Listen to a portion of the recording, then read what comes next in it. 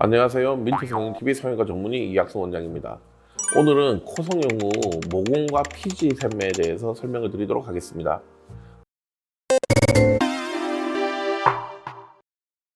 코성형을 하고 나면은요, 코에 기름이 너무 많이 나와요. 모공이 너무 커졌어요. 그런 얘기를 하시는 분들이 많습니다.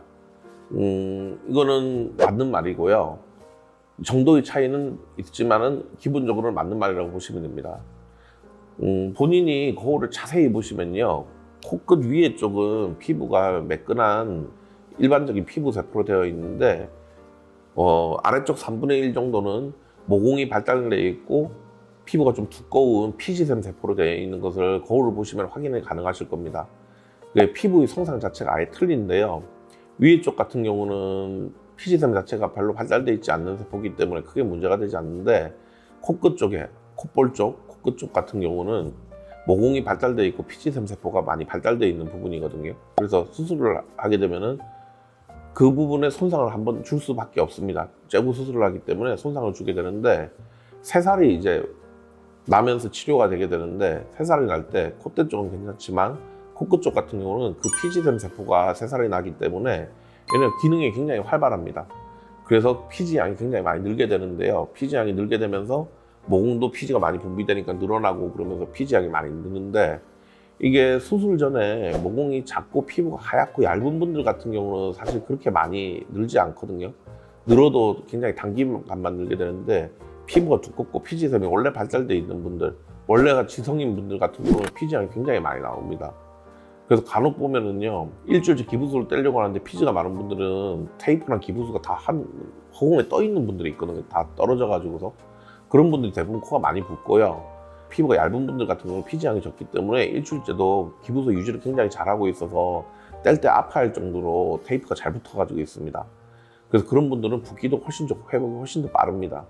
하지만 그분들도 본인이 처한 수술 전 상태보다는 약간이라도 피지 양을 늘 수밖에 없거든요. 근데 이제 눈에 띄게 차이가 많이 나지 않기 때문에 모르는 거고, 그래서 모공이 크고 피지가 큰 분들 같은 경우는 초반에 어떤 분들은 제 코에 유전이 있는 줄 알았어요 라고 할 정도로 기름이 많이 나온다고 하시거든요. 근데 그거는 이제 시간이 지나는 수밖에 없습니다. 3개월째 정도에 물어보면요, 절반 정도는 수술 전전 상태로 회복되었다 그러고요, 절반 정도는 처음보다는 많이 좋아지긴 했는데 아직도 기름이 좀 더 많이 나오고 모공이 아직도 좀 커져 있어요 라고 얘기를 드립니다. 6개월에서 1년 정도 지나면 대부분 수술 전 상태로 회복은 됩니다. 그래서 이걸 이제 관리를 하셔야 되는데, 피지가 나오는 게 안 좋은 점은, 피지가 많이 나오게 되면은 여드름 같은 게 잘 생기게 되잖아요. 근데 결국 여드름이 생기게 되면은, 여드름은 다 피부 밑에 염증입니다, 일종의. 그래서 피부가 두껍고 피지가 많은 분들이 염증이 좀 더 잘 생깁니다, 다른 분들에 비해서. 여드름이 생겨도 대부분은 저절로 그냥 가라앉죠. 근데 가끔 곱는 애들이 있는데 그게 문제를 일으키는 거기 때문에 수술의 관리가 필요합니다. 그래서 일주일째 기부술을 떼고 나면 그때부터 코를 깨끗하게 잘 씻어야 되고요, 한 일주일 정도는 좀 조심해서 살살살살 씻으셔야 되고, 수술 2주차 정도가 되면 좀 더 강하게 씻어야 됩니다. 한 달 정도 되면 수술 전이랑 비슷한 강도로 씻으셔도 됩니다. 한 달 정도 되면 흉살이 강하게 잡히기 때문에 코가 모양 유지가 잘 되기 때문에 그때부터는 좀 강하게 씻으셔도 되고요. 제가 보통 설명드릴 때 1주차에는 그냥 클리닝 폼으로만 씻으라고 하고요, 2주차가 되면은 그때부터 피지나 각질 녹이는 오일 제품 같은 거는 2주차부터 쓰시라고 그러고, 강력하게 이제 붙였다 떼는 그런 이제 제품들 같은 경우는 한 달째 정도부터 사용하라고 설명을 드립니다. 깨끗하게 잘 씻는 게 첫 번째고, 두 번째는 뾰루지에 여드름이 올라오면 빨리 항생제 용으로 바르는 것이 좋습니다. 왜냐하면 이게 골마버리면 실리콘 같은 걸 빼야 되거든요.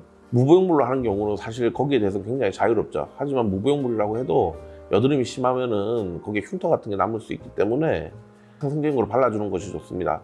보통 이제 수술을 할 때 처방내 드렸던 항생제 용구를 쓰거나, 아니면은 후시딘, 박트로반, 에스로반 같은 항생제 용구를 발라가지고서 굼지 않게 관리를 해주는 것이 좋습니다. 용구는 하루에 여드름이 올라오면 3-4번 정도 하는 것이 좋고요. 얘가 하얗거나 노랗게 익어가지고 탁 건드리기만 해도 터질 것 같다 그러면 저 같은 경우 터트리라고 하거든요. 대신 손 깨끗하게 씻고 코 깨끗하게 씻은 다음에 살짝 눌러가지고 터트리고 거기에 항생제 용구를 발라드리라고 합니다. 그렇게 해서 피지를 관리를 잘 하셔야지 염증이 발생하는 거나 그런 거를 피할 확률이 좀 더 높습니다. 지금까지 코성용 후 모공이 커지는 것과 피지샘 양이 증가하는 것에 대해서 설명을 드렸습니다. 추가적으로 궁금한 사항이 있으시면 댓글 통해 문의해 주시면 보다 자세히 설명드리도록 하겠습니다. 이상 민트 성형TV 성형과 전문의 이학승 원장이었습니다.